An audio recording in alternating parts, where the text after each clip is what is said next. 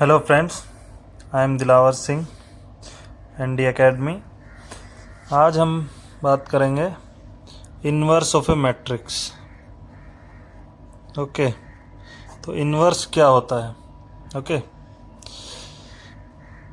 सबसे पहले हमें पता होना चाहिए कि मैट्रिक्स इन्वर्टिबल है कि नहीं। तो इन्वर्टिबल क्या होता है? ओके, डेफिनेशन है, by definition let A be a square matrix of order m, then there exists another matrix B of order m, that means order will be same, such that AB equals to BA equals to I क्या है? Identity matrix. Okay, तो matrix अगर order 2 का होगा तो I भी 2 का होगा, यानी कि 1001 इस टाइप का। अगर ऑर्डर 3 होगा तो I ऐसे होगा। ओके, 3 ऑर्डर का, और 3 से ऊपर आपके सिलेबस में है नहीं, तो हम 3 तक ही बात करेंगे, ऑर्डर 3 तक के मैट्रिसेस की। ओके, तो समझ गए। कोई भी एक मैट्रिक्स है ए, तो स्क्वायर मैट्रिक्स होना चाहिए सबसे पहले। तो वो इन्वर्टिबल कब होगा? If there exist another matrix B of same order such that A B equals to B A equals to I. That means कि उसके साथ में एक कॉरस्पॉन्डिंग मैट्रिक्स होना चाहिए कि अगर उन दोनों को हम मल्टीप्लाई करें तो आइडेंटिटी मैट्रिक्स आए। ओके, तो वो इन्वर्टिबल हो जाएगा। सबसे पहले ये कंडीशन प्रूव होनी चाहिए। तो इसमें क्या होगा कि ये स्क्वायर मैट्रिक्स हो गया, तो अगर कोई भी रेक्टेंगुलर मैट्रिक्स है तो सिंपली वो इन्वर्टिबल नहीं होगा। ओके, ये हम उसका इन्वर्स नहीं निकाल सकते। ओके, तो ये कंडीशन अगर सेटिस्फाई हो गई, then B is called the inverse of A and denoted by A inverse. Okay, ऐसे डिनोट करेंगे हम ए के इन्वर्स को, और ऐसे भी लिख सकते हैं। ओके, सिमिलरली अगर बी ए का इन्वर्स है तो ए बी का इन्वर्स भी होगा। Okay, both ways process. अब इसमें एक थ्योरम पढ़ लेते हैं इम्पोर्टेंट, यूनिकनेस थ्योरम के नाम से है ये, यूनिकनेस ऑफ इन्वर्स। इसका मतलब क्या है? यूनिकनेस मतलब कि यूनिक यानी कि सिंगल। ओके, तो किसी भी मैट्रिक्स का इन्वर्स होगा वो हमेशा एक ही होगा, एक से ज़्यादा इन्वर्स एग्जिस्ट नहीं कर सकते। ओके, ये बहुत इंपॉर्टेंट थ्योरम है, इसको अच्छे से ध्यान से, इसका प्रूफ भी आता है एग्जाम में 3 नंबर में। ओके, 3 मार्क्स का आएगा। तो प्रूफ के लिए क्या है? सपोज बी और सी हम दो मैट्रिसेस ले लेते हैं जो कि इन्वर्स हैं ए के।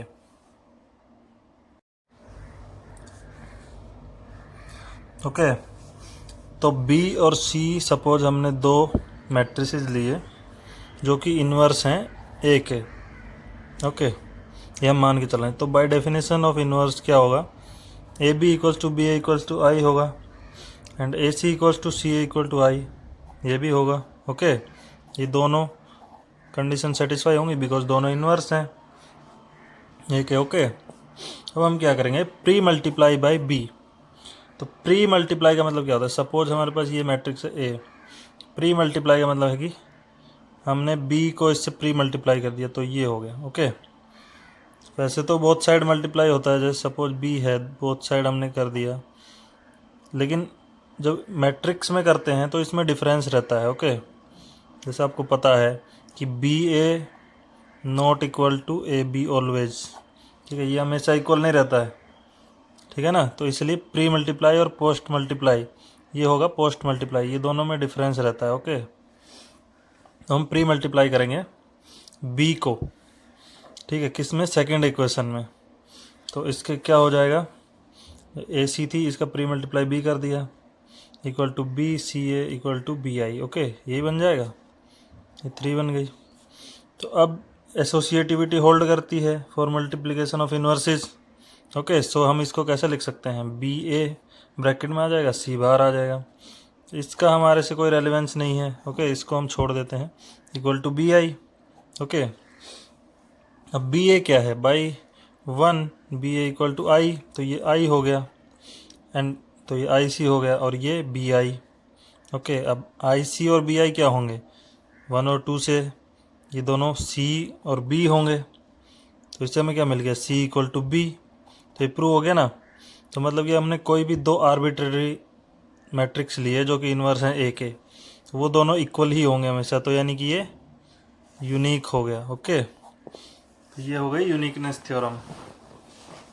ये बहुत इंपॉर्टेंट थ्योरम है, आप नोट करके रख लीजिए और इसको बिल्कुल याद कर लीजिए, ये आ सकती है।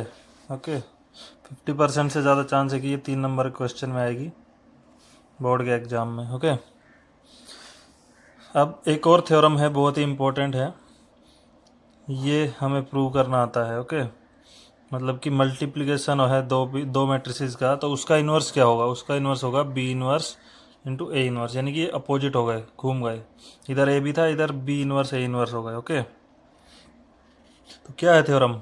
If A and B are invertible matrices of same order होना चाहिए मल्टीप्लिकेशन के लिए, then A B whole inverse is equal to B inverse A inverse. Okay, ये भी बहुत इंपॉर्टेंट थ्योरम है। चलिए हम देखते हैं कैसे होगा। देखिए, ये मल्टीप्लाई होने के बाद एक कोई भी एक मैट्रिक्स बन जाएगा, है ना। सपोज सी बन गया, ए बी इक्वल टू सी, तो हम क्या लिख सकते हैं? सी इन्वर्स इक्वल टू आई होगा। ओके, ये इन्वर्स की डेफिनेशन है, तो हम इसको ऐसे लिख सकते हैं, A B into A B inverse equal to I. तो सेम अब इसमें क्या करेंगे? Pre multiply by A inverse. देखो हमें क्या चाहिए? ये चाहिए ना, तो ये हमें रखना है, तो इसको हमें हटाना है। तो हम पहले प्री मल्टीप्लाई करेंगे by A inverse. Okay, A inverse से प्री मल्टीप्लाई कर दिया इसमें, तो इक्वल टू इधर भी हो जाएगा, आई की तरफ भी ए इन्वर्स आई हो जाएगा। ओके, तो ये एसोसिएटिविटी है, तो ए को बाहर ले लिया हमने, तो ए इन्वर्स ए हो गया, तो ये क्या हो गया? आई हो गया, आई इंटू बी, तो बी हो गया ना, तो ये हो गया B and A B inverse. Okay, और इधर ए इन्वर्स आई था, तो ये ए इन्वर्स रह गया, क्योंकि किसी भी मैट्रिक्स को मल्टीप्लाई करोगे आई से तो सेम मैट्रिक्स रह जाएगा। आइडेंटिटी की डेफिनेशन यही होती है। ओके, ये हमें मिल गया। अब हमें क्या है? बी हटाना है, क्योंकि हमें अल्टीमेटली यही चाहिए। तो अब pre multiply by B inverse. ठीक है, कोई भी मैट्रिक्स हमें हटाना है तो सिंपली उसके इन्वर्स से मल्टीप्लाई कर दो ताकि वो आई बन जाए। ओके, सपोज हमें ए हटाना है तो ए इन्वर्स से मल्टीप्लाई कर दो, तो ये आई हो जाएगा, और आई किसी भी सपोज सी मैट्रिक्स से मल्टीप्लाई है तो वो सी ही हो गया, तो ये हट गया ना।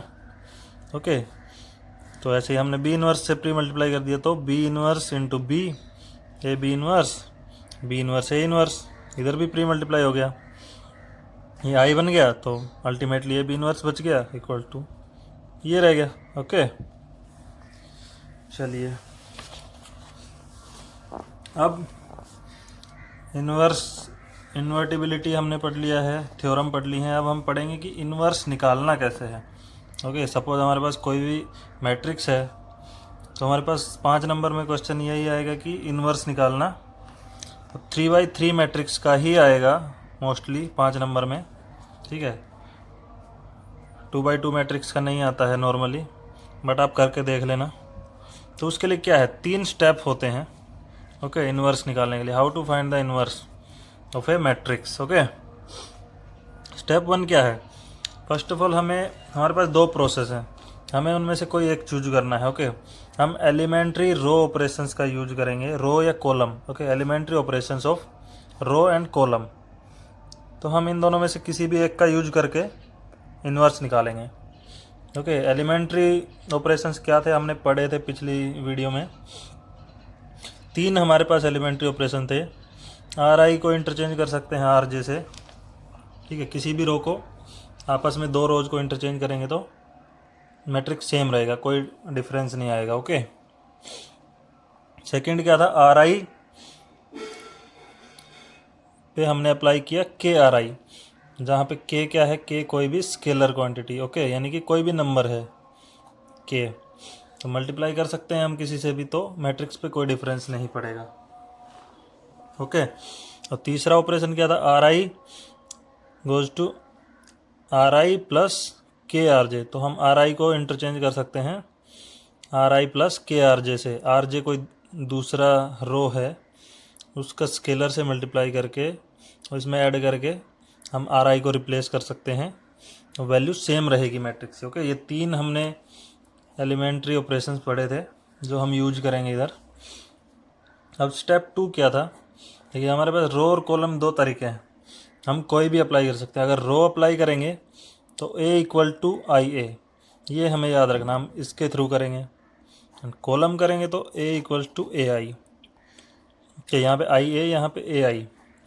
ओके, अब रो हमारा ईजी रहता है, ठीक है। वैसे तो कॉलम भी ईजी है, लेकिन हम एक स्टैंडर्ड रखते हैं ताकि हमें कन्फ्यूजन ना हो, क्योंकि हमें जो भी प्रोसेस हमने स्टार्ट कर दिया तो हमें एंड तक वही यूज करना है। ओके, बीच में चेंज नहीं करना। तो हम रो को ही लेके चलेंगे, कॉलम को आप भूल जाओ, ठीक है। रो को याद रखो, A equal to I A. Step 3 क्या है, अब हमें इस A को एलिमेंट्री ऑपरेशंस लगा के, ये 3 ऑपरेशन यूज करके इसको हमें I बनाना है। तो ये I बन जाएगा, तो वो सेम ऑपरेशन इधर I पे भी लगेंगे। ओके, I फिर बन जाएगा मैट्रिक्स B कोई भी, ठीक है, और A एज इट इज रहेगा। तो I इक्वल टू बी ए बन जाएगा हमारे पास एंड में। तो ये B क्या होगा, तो इन्वर्स की डेफिनेशन हो गई, तो B हो जाएगा इन्वर्स ऑफ A। तो इस तरीके से हम किसी भी मैट्रिक्स का इन्वर्स निकाल सकते हैं। ओके, चलिए हम एक एग्जांपल ले लेते हैं। ओके, सपोज A कोई भी मैट्रिक्स है ऑर्डर 3 का ही लेते हैं, 2 का तो बहुत ईजी है, आप आराम से कर लोगे। नहीं तो बता भी देता हूँ। सपोज डायरेक्ट है, एक शॉर्टकट मेथड है। अगर ऑर्डर 2 है, कोई भी मैट्रिक्स है A11, A12, A21, A22, अगर इसका इन्वर्स निकालना है हमें, तो ये जो 2 एलिमेंट्स हैं इसको आप इंटरचेंज कर दीजिए, ठीक है, और इन दोनों के साइन इंटरचेंज कर दीजिए। ओके, यानी कि A22, A11, A12 माइनस का और माइनस का A21, तो ये हमारा A इन्वर्स हो जाएगा। ओके, जस्ट आपको शॉर्टकट बता रहा हूँ, ठीक है। ऐसे नहीं करना है वरना आपको मार्क्स नहीं मिलेंगे एग्जाम में। ओके, आपको पूरा प्रोसेस करना है सेम ऐसे ही। ये जस्ट आप वेरीफाई कर सकते हो इससे, या जैसे आपका MCQ टाइप कोई है अगर क्वेश्चन, तो उसमें आप यूज कर सकते हो। ओके, अगर एग्जाम में आता है 3 नंबर में आएगा मोस्टली ये, तो आपको कंप्लीट करना है। ओके, अगर कोई डाउट है तो आप कमेंट में बता भी सकते हैं, ठीक है। चलो आपको एक क्वेश्चन भी दे देता हूँ, ठीक है। एक मैट्रिक्स है A1 2 2 3। ओके, इसका आप इन्वर्स निकाल के और मुझे बताइए, ओके, कमेंट में, ठीक है। चलो अब इसका देखते हैं। मैट्रिक्स A है, 3x3 मैट्रिक्स ये है। अब हम क्या करेंगे, एलिमेंट्री रो ऑपरेशंस लगाएंगे। ओके, ठीक है। आप ऐसे कैसे करोगे तो आपको पूरे 5 के 5 मार्क्स मिलेंगे, कोई आपका 1 नंबर भी नहीं काट पाएगा। ओके, तो ध्यान से देखिए। तो हमें फर्स्ट स्टेप क्या है, हमने रो चूज कर लिया। ओके, हमारा फिक्स है। सेकंड हमें तो रो चूज किया तो A equal to I A use करना है, कर लिया। अब ऐसे लिख सकते हैं हम इसको, ये A हो गया, I हो गया, ऑर्डर 3 का आइडेंटिटी मैट्रिक्स, और A को एज इट इज़। अब हम क्या करेंगे फर्स्ट स्टेप में, अब हमें देखो क्या करना है, इसको आइडेंटिटी बनाना है हमें। ओके, तो ये तो 1 है ही हमारा। ओके, तो अगर नहीं है तो हमें पहले इसको 1 बनाना है। यहाँ पे तो 1 है। चलो अब हमें क्या करना है, ये तीनों 1 बनेंगे, बाकी सब 0। ओके, तो पहले हम फर्स्ट रो का फर्स्ट एलिमेंट को 1 बनाएंगे, उसके बाद इसके नीचे वाले दोनों को 0 बनाएंगे। ओके, 0 बनाने के लिए क्या करना है, R2 पे अप्लाई करना है। ये -1 है, ये +1 है, तो हम दोनों को अगर ऐड कर देंगे, R1 R2 R3, तो R1 प्लस R2 को हम ऐड कर देंगे तो ये 0 बन जाएगा। सिमिलरली R3 को अगर हमें करना है तो R3 में से हम माइनस करेंगे 2 टाइम्स R1, यानी कि -2 हो जाएगा, तो ये भी 0 हो जाएगा। तो यानी कि हमने ये 2 ऑपरेशन लगा दिए, R2 पे अप्लाई किया, R2 प्लस R1, -1 प्लस 1 0 हो जाएगा, ठीक है। और R3 पे अप्लाई किया, R3 माइनस 2R1, तो ये भी 0 हो गया। ओके, ये 0 हो गए। अब इन पे भी ऐसे ही सेम अप्लाई होंगे, ऐसा नहीं है कि ओनली फर्स्ट कॉलम पे अप्लाई कर दो। ओके, तीनों कॉलम पे अप्लाई होंगे। तो इसमें ये 5 कैसे आया, हमने R2 पे अप्लाई किया, R2 प्लस R1, यानी कि ये 3 प्लस 2, तो ये 5 आ गया। ऐसे ही R3 पे ऐसे इधर किया 2 पे, तो 2 प्लस 1 3 हो गया। ऐसे R3 पे क्या किया, R3 माइनस 2R1, तो 1 माइनस 2 R1 यानी कि -2 × 2 तो -4, 1 - 4 -3, ऐसे ही 3 एंड -2 तो बचा 1। Okay, clear. तो ऐसे ही हमें इस पे भी अप्लाई करना है सेम। तो फर्स्ट रो तो हमारी सेम रह गई, उस पर तो हमने कुछ अप्लाई नहीं किया। और सेकेंड पे क्या किया, R2 + R1, तो यानी कि R2 क्या थी, ये 0 + 1 1, 1 + 0 1, 0 + 0 0, ऐसे ये अप्लाई कर दिया इस पे। ओके, अब हमारे ये दोनों 0 बन गए। अब हमें क्या करना है, अब हमें पकड़ना है सेकेंड रो का सेकेंड कॉलम। अब हमें इसको क्या बनाना है, 1 बनाना है आइडेंटिटी लेने के लिए। ओके, तो क्या करेंगे, हम सिंपली 1/5 कर देंगे। तो R2 पे अप्लाई करेंगे 1/5 ऑफ R2। तो ये 1/5 क्या है, ये K।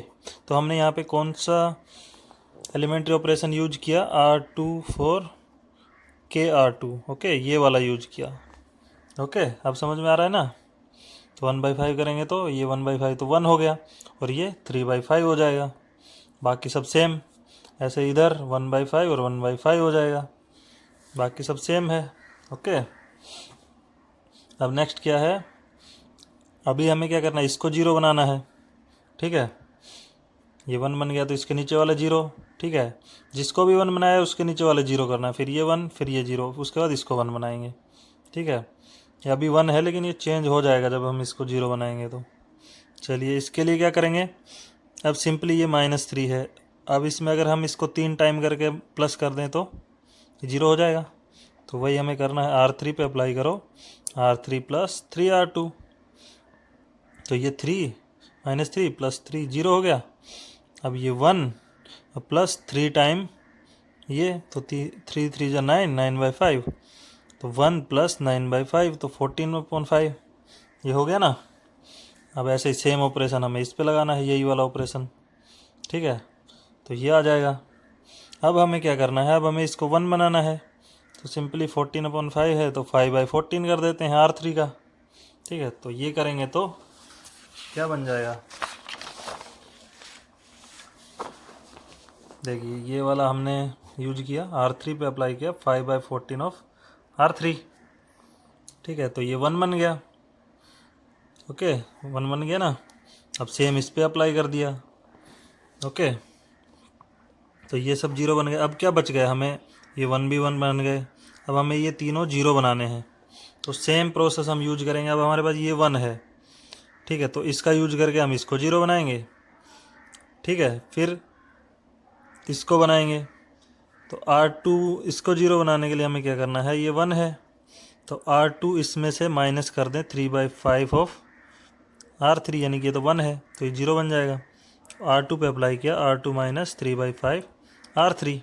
ओके, तो ये 0 बन गया, ये 0 हो गया। अब सेम यहाँ पे अप्लाई कर दिया हमने, तो ये बन गया। ओके, और ए साथ में रखना है ऐसे ऐसे एज इट इज़, वरना हमें वो लिखना पड़ेगा हर एक बार। ठीक है, अब हमें क्या, अब हमें ये वाला 0 बनाना है। ओके, इसको 0 बनाने के लिए क्या, इसको यूज करेंगे हम। तो R1 पे अप्लाई करेंगे, इसमें से ये अगर 2 टाइम माइनस कर दें तो ये 0 हो जाएगा। ओके, ये 0 हो गया। R1 पे अप्लाई किया, R1 - 2R1, तो ये 0 हो गया। सिंपली इस पे सेम कर दिया, तो ये आ गया। ओके, अब ये एलिमेंट रह गया हमारे पास, इसको 0 बनाना, सिंपली R3 माइनस कर दो इसमें से। R1 पे अप्लाई किया, R1 - R3।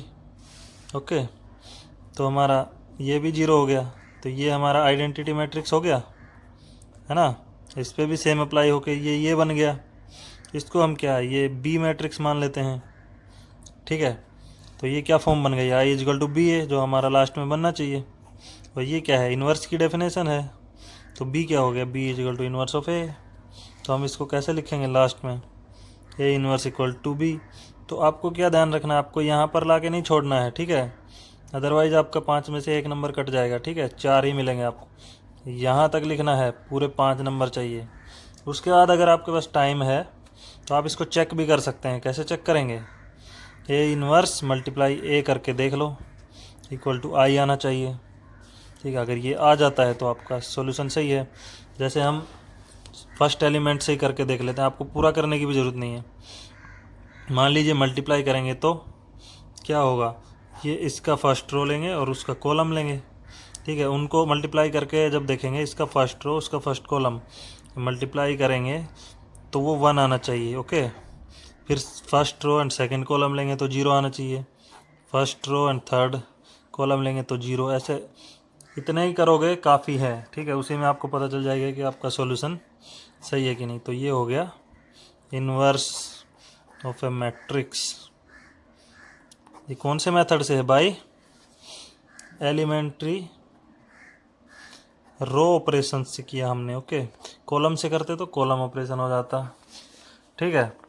तो और भी तरीके होते हैं इन्वर्स निकालने के, एक एडजॉइंट मेथड भी होता है जो हम डिटर्मिनेंट वाली क्लास में पढ़ेंगे, ओके। तो आगे आप इसके एक्सरसाइज कर लीजिए, इन्वर्स निकाल के देख लीजिए, और अगर कोई भी डाउट आता है तो कमेंट में पूछ सकते हैं, नो डाउट, ठीक है, कभी भी पूछ सकते हैं। और कोई डाउट हो तो पूछिए। एनडी एकेडमी को लाइक करिए, सब्सक्राइब करिए एंड अपने दोस्तों में शेयर करिए, ठीक है। Thank you very much.